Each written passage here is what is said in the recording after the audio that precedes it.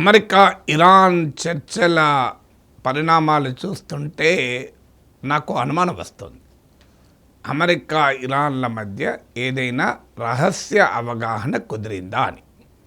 Interesting ఏంటంటే disclaimer ముందే ఏ international మీడియాలో ఏ అథారిటేటివ్ సోర్స్లో ఈ రకమైన అనుమానం లేదు. ఇది ప్యూర్లీ నా అనుమానం. I will substantiate why I'm getting this doubt. మీరు కూడా కామెంట్స్లో నా అనుమానం నిజమా కాదా రియాక్ట్ కండి. సో నా అనుమానం ఎందుకు ఈ మాట అంటున్నానంటే, ఒకటి, ఈ ఒప్పందం తర్వాత సాధారణంగా ఈ చర్చలకు ముందు మీరు ట్రంప్ వైఖరి చూస్తే చర్చలు జరుగుతున్న సమయంలో కూడా ఇరాన్ చుట్టూ సైన్యాలు ఉన్నాయి, ఏ క్షణమైనా దాడులు చేస్తాం, నెవర్ బిఫోర్ దాడులు చేస్తాం అంటూ వ్యాఖ్యానించాడు. అయితే ఇప్పటి వరకైతే ఈ చర్చలు విఫలమయ్యాయని జేడీ వ్యాన్స్ ప్రకటించాక, we're returning without a deal అన్నాక బాంబుల మోత వినబడలేదు, ఆయుధాల కూత వినబడలేదు, ట్రంప్ అహంకారపూరిత వ్యాఖ్యలు వినబడలేదు. అయితే ఇక్కడ ఇంకో డిస్క్లైమర్ కూడా, ఇంకో క్యావియట్ కూడా, ఈ పరిస్థితి క్షణం క్షణం మారుతోంది. ఆదివారం ఏప్రిల్ 12, 11:55 నేను ఈ మాటలు మాట్లాడుతున్నాను. సో ఏ క్షణంలో ఏం మారుతుందో తెలియదు కనుక టైం కూడా చెప్తున్నాను. సో నాకు ఈ అనుమానం రావటానికి మొదటి కారణం ఇది. ఈ చర్చలంటూ జరగకపోతే, చర్చలంటూ ఫలించకపోతే, చర్చల్లో ఇరాన్ దిగిరాకపోతే, చర్చలు ఆగిపోతే, చర్చలు సురు కాకపోతే ప్రళయమే ప్రళయమే అంటూ ట్రంప్ చేసిన భీకర వ్యాఖ్యలు ఎందుకు ఇప్పుడు ఆ స్థాయిలో వినిపించడం లేదు. ఇది మొదటిది. ఒకవేళ అలాంటి వ్యాఖ్యలు వినిపించినా దాని వెనుక గన్ ఫైర్ ఎందుకు వినిపించలేదు, ఇది ఒక అనుమానం. ఇక ఇది ఫస్ట్ పాయింట్. సెకండ్ పాయింట్ ఏంటంటే, పాకిస్తాన్ నుంచి వస్తున్న స్టేట్మెంట్లు ఏంటి? డెడ్లాక్ ఉన్న మాట నిజం, ప్రతిష్టంభన ఏర్పడింది, డీల్ కుదరలేదు, కానీ టెక్నికల్ లెవెల్స్ డిస్కషన్ జరుగుతాయి. ఇది పాకిస్తాన్ వ్యాఖ్య. అంటే ఇరాన్ డెలిగేషను, అమెరికా డెలిగేషను భారీగా వచ్చారు. అమెరికాకు చెందిన వారు మోర్ దెన్ 100 పీపుల్ వచ్చారు. ఇరాన్ డెలిగేషన్ కూడా మోర్ దెన్ 70 వచ్చారు.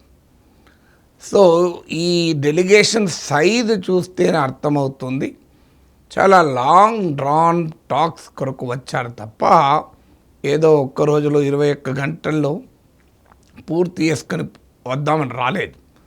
అందువల్ల పాకిస్తాన్ అంటున్న మాటలు ఏంటి?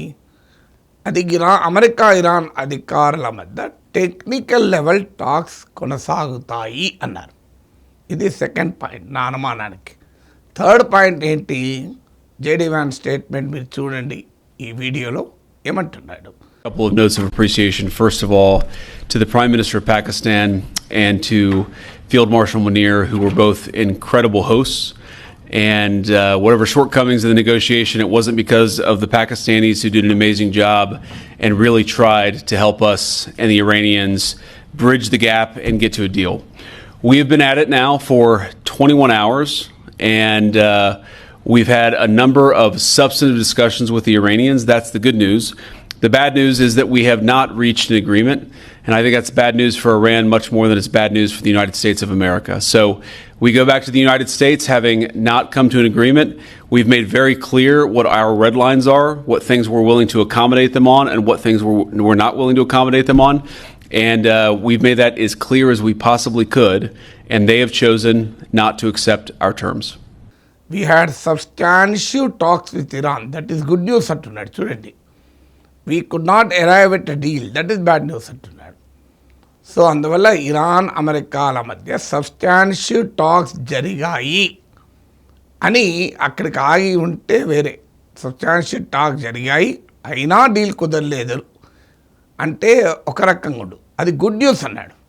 డీల్ కుదరినప్పుడు, ఏ అవగాహన కుదిరినప్పుడు కేవలం చర్చలు సబ్స్టాన్షియల్గా జరిగితే గుడ్ న్యూస్ ఎలా అవుతుంది? న్యాయంగా అయితే జేడీ వ్యాన్ స్టేట్మెంట్ ఏం రావాలి? We had substantial talks with Iran, but there is no deal. Or Iran did not agree despite substantial talks అనాలి. అలా అనకుండా we had substantial talks with Iran, that is good news అంటున్నాడు. ఫలితము లేని చర్చలు good news ఎట్లవుతుంది? ఒకవేళ నిజంగానే ఈ చర్చలు కొలాప్స్ అయిపోతే మరి గుడ్ న్యూస్ కాదు కదా, చర్చలు గుడ్ న్యూస్ కాదు కదా. సో ఒకవేళ ఒక డాక్టర్ సర్జన్ కనుక నేను బాగా సర్జరీ చేశాను, అది గుడ్ న్యూస్, కానీ పేషెంట్ చనిపోయాడు, అది బ్యాడ్ న్యూస్ అంటాడా? కానీ బ్యాడ్ న్యూస్ ఫర్ పేషెంట్ అన్నాడు అనుకోండి, మీనింగ్ ఏంటి? నువ్వు సర్జరీ చేసిన గుడ్ న్యూస్ ఎందుకోతావు? నువ్వు ఎంత ఎఫెక్ట్గా సర్జరీ చేసినా అల్టిమేట్లీ రిజల్ట్ మ్యాటర్స్ కదా. సో జేడీ వ్యాన్స్ స్టేట్మెంట్ అలాగే ఉంది. నేను బ్రహ్మాండంగా సర్జరీ చేశాను, చాలా ఎఫెక్టివ్ సర్జరీ, కానీ పేషెంట్ అంటున్నాడు. అంటే మరి పేషెంట్ చనిపోయినట్ట? పేషెంట్ ఇప్పటికైతే కోలుకోవచ్చు అన్నట్టే కదా మీనింగ్. సో అందువల్ల జేడీ వ్యాన్స్ స్టేట్మెంట్ మీరు జాగ్రత్తగా గమనిస్తే మనకే అర్థమవుతుంది. సో సబ్స్టాన్షియల్ టాక్స్ జరిగాయి, that is considered by US as good news. 4వది, ఇది ఇంకో కీలకమైన పరిణామం. ఈ పరిణామం ఏంటి అంటే స్ట్రెయిట్ ఆఫ్ హార్మోజ్ తెరిచేది లేదని ఇరాన్ చెప్పింది ఒప్పందం కుదిరేదాకా. కానీ ఇరాన్ పెట్టిన సీ మైన్స్ను ఇరాన్ ట్రాక్ చేయలేకపోతుంది అని వార్తలు వచ్చాయి. ఇప్పుడు లేటెస్ట్గా వార్తలు ఏంటంటే అమెరికన్ మైన్ స్వీపర్స్, అంటే ఈ పెట్టిన మందు పాత్రను తొలగించేవి యుఎస్ఎస్ పీటర్సన్ ఇలాంటి పెద్ద mine sweepers already strait of హార్మోజ్కి వెళ్తున్నాయి. ఇరాన్ ఏమి హెచ్చరించలేదు వాటి దాడి చేస్తామని, ఐఆర్జీసీ హెచ్చరించలేదు. ఒకవేళ దాడులే జరగకపోతే ఈ మైన్ స్వీపర్స్ పైన ఖచ్చితంగా ఇరాన్ ఆమోదంతోనే, ఇరాన్ అంగీకారంతోనే యుఎస్ మైన్ స్వీపర్స్ వెళ్తున్నాయి. అంటే ఏంటి? మందుపాత్రలను అమెరికా తొలగిస్తుంటే ఇరాన్ మౌనంగా ఉంటే దాని మీనింగ్ ఏంటి? ఇది ఒక ఉమ్మడి అవగాహనతోనే జరుగుతుందని అనుకోవాలి కదా. నిజంగానే ఈ చర్చలు కొలాప్స్ అయి ఉంటే, ఏ అవగాహన కుదిరి ఉండకపోతే మైన్ స్వీపర్స్ కాదు కదా వెళ్ళాల్సినవి, స్ట్రెయిట్ ఆఫ్ హార్మోజ్ వెళ్ళాల్సినవి వార్షిప్స్ కదా.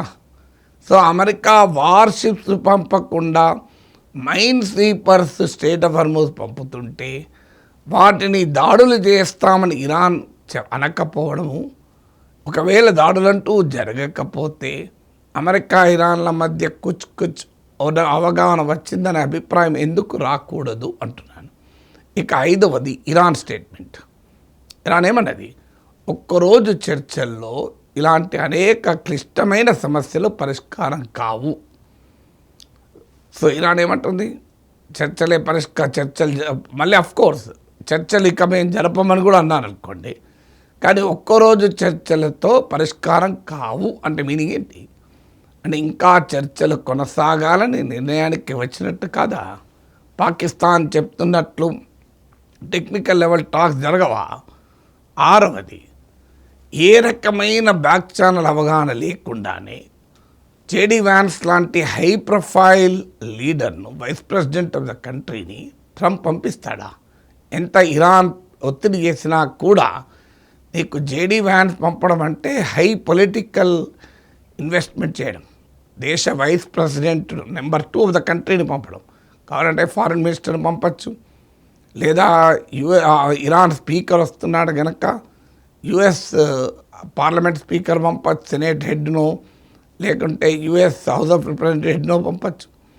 ఎవరు లేకపోతే US foreign minister is enough. ఒకవేళ మీకు జారెడ్ కుష్నర్, స్టీవ్ విట్కాఫ్ వీళ్ళతో కనుక అంగీకరించకపోతే. కానీ జేడీ వ్యాన్స్ను పంపించాడంటేనే there may be some inkling ఏం జరగబోతుంది అని. మరి అయినా డీల్ కుదరలేదు కదా అని మీరు అనొచ్చు. సో డీల్ అంటూ కుదిరితే జేడీ వ్యాన్స్ దగ్గర ఎందుకు కుదురుతుంది? డీల్ అంటూ కుదిరితే ట్రంప్ దగ్గరే కుదురుతుంది. నిజంగా అవగాహనకు వచ్చి అంతా అయిపోయినా కూడా Trump will never want to give credit to JD Vance. So JD వ్యాన్స్కు ట్రంప్ ఎందుకు క్రెడిట్ ఇస్తాడు? పాకిస్తాన్ వేదికగా ఎందుకు డీల్పై సంతకం చేస్తారు? ఒకవేళ డీల్ అంటూ కుదిరినా అది ట్రంప్ సమక్షంలో, అది వైట్ హౌస్లో జరుగుతుంది. United states will never give that హోదా ఆ స్పెషల్ స్టేటస్ టు పాకిస్తాన్. అంటే పాకిస్తాన్ ఒక యూజ్ అండ్ త్రో పాలసీలే అమెరికాకు ఉంటుంది తప్ప అమెరికా పాకిస్తాన్కు అంత గౌరవం ఇచ్చి పాకిస్తాన్ ప్రైమ్ మినిస్టర్కో పాకిస్తాన్ ఫీల్డ్ మార్షల్కో నోబెల్ ప్రైజ్ వచ్చేలా చేస్తాడా? నిజంగానే యుద్ధం ఆపితే పాకిస్తాన్ అసీం మునీర్కు షబాజ్ షరీఫ్కు జాయింట్గా నోబెల్ ప్రైజ్ వస్తుంది, మామూలు విషయం కాదు కదా. ఎందుకంటే Venezuela opposition leader Maria Corina మచాడోకే ఇచ్చినప్పుడు ఇంత పెద్ద వార్ ఆపినందుకు మరి పాకిస్తాన్ లీడర్ రాదా? కానీ ఏదైనా అది వస్తే తనకే నోబెల్ ప్రైజ్ రావాలి, తానే యుద్ధం ఆపినట్టుగా ఉండాలి. సో అందువల్ల Trump will end the war at his side, at his terms, in his presence తప్ప జేడీ వ్యాన్స్తోని క్లోజ్ చేయించుతారా ట్రంప్? అప్పుడు ఏమంటుంది అమెరికా పబ్లిక్ ఒపీనియన్? ట్రంప్ యుద్ధోన్మాది, జేడీ వ్యాన్స్ శాంతి దూత, ట్రంప్ చేయలేని పనిని జేడీ వ్యాన్స్ చేశాడు అనే యొక్క ఇమేజ్ కాస్త జేడీ వ్యాన్స్ రాదా? అంత ఇగోయిస్టిక్ అయినటువంటి ట్రంప్, అంత మ్యాగ్లోమానియాతో బాధపడేటువంటి ట్రంప్ అంగీకరిస్తాడు అంత త్వరగా? సో అందువల్ల ఈ పరిణామాలన్నీ చూసినప్పుడు నాకు ఒక డౌట్ ఏంటంటే, ఫైనల్ అగ్రిమెంట్ కుదరలేదు, అది జేడీ వ్యాన్స్ కూడా చెప్పాడు. ఫైనల్ అగ్రిమెంట్ కుదరలేదు, ఫైనల్ కన్సెన్సస్ కుదరలేదు, అది కూడా నిజం. కానీ టాక్స్ ఫెయిల్ అయినాయి తప్ప కొలాప్స్ కాలేదు అనేది గ్లోబల్ ఎక్స్పర్ట్స్ అంతా కూడా ఎనలైజ్ చేస్తున్నారు. బహుశా some hope is still there may be some general understanding, ఇంకా ఫైనల్ డీటెయిల్స్ థ్రాష్ అవుట్ కావాలి. అందుకే అంత పెద్ద డెలిగేషన్లు తీసుకొని వచ్చారు. ఇప్పుడు అందుకే టెక్నికల్ లెవెల్లో టాక్ జరుగుతున్నాయని పాకిస్తాన్ ధృవీకరించింది. మీకు అమెరికన్ సైడ్ వ్యాఖ్యల్లో కూడా ఆ హోస్టిలిటీ లేదు, ఆ భయంకరమైన శత్రుత్వపూరితమైన విద్వేష స్వభావం లేదు. దిస్ ఈజ్ అగైన్ హంచ్ మాత్రమే. ఇంతకుముందు చెప్పినట్టు ఏ వెస్ట్రన్ టాప్ కామెంటేటర్స్ ఎవరు కూడా ఈ విశ్లేషణ చేయలేదు. This is only my suspicion. Let us see my suspicion will come to. ఒకటి మాత్రం డిస్క్లైమర్ ఏంటంటే, situation is changing very fast, very rapidly. ఇవాళ చేస్తున్న విశ్లేషణ మళ్ళీ మారితే మళ్ళీ మీ ముందుకు వస్తాను. So have that in mind. ఈ విశ్లేషణ ఇది రన్నింగ్ కామెంటరీ, ఒక కంక్లూజివ్ అయిపోయిన దాని ఎనాలిసిస్ కాదు, అవుతున్న పరిణామాన్ని విశ్లేషిస్తున్నామనేది మీరు గుర్తుంచుకోండి. నా అనుమానాలు నిజమా కాదో మీ అభిప్రాయాన్ని కూడా కింద కామెంట్స్లో షేర్ చేయండి.